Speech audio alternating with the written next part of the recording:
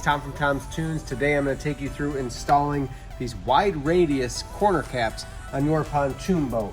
These are going to give a nice modern look, being a wide radius for the corner rather than that 90-degree or older styles.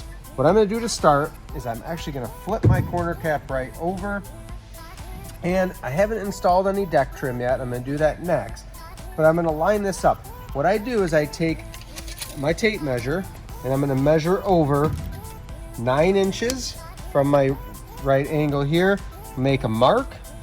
I'm going to do the same thing on this corner, 9 inches, and I make a mark. I'm just using a Sharpie. You can use a pen. I'm then going to line up each corner with that mark I made and adjust it. That way I get my corner piece even on each side. So that looks really good. That way we'll have straight angles when everything comes together. I'm going to take my Sharpie and I'm just going to run this along the vinyl, or if you're doing this on carpet, same thing. I didn't get it on the corner cap. If you did, you could use some acetone or parts cleaner to clean it right off. But now I have that same radius on my board and my vinyl that I can cut off. I'm going to go ahead and cut this with a jigsaw real quick. Before you cut, it's a good idea, look underneath. On this boat, this front cross member is well inside of these extra cross members. Sometimes your cross member is going to come way out, and you would need to actually cut the cross member back slightly with a angle grinder or another type of saw. So I have my corner cap out of the way. I'm going to grab my jigsaw and I'm just going to cut right on my black line that I've put in here.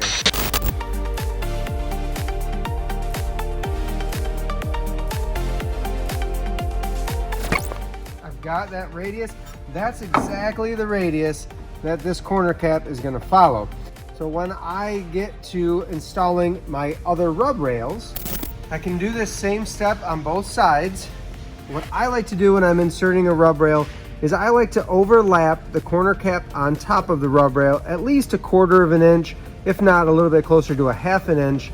And you can do so just by sliding under, getting that mocked up. I can do the same for my side. Getting that about 1/4 inch underneath. That way we have some overlap. We'll cut a gentle angle into the deck trim to help it line up with this corner cap. Before I install, the last thing I need to do is flip this over. And there's already 2 holes started for me. And I'm gonna take a 1/4 inch drill bit so we can just drill straight through that cast.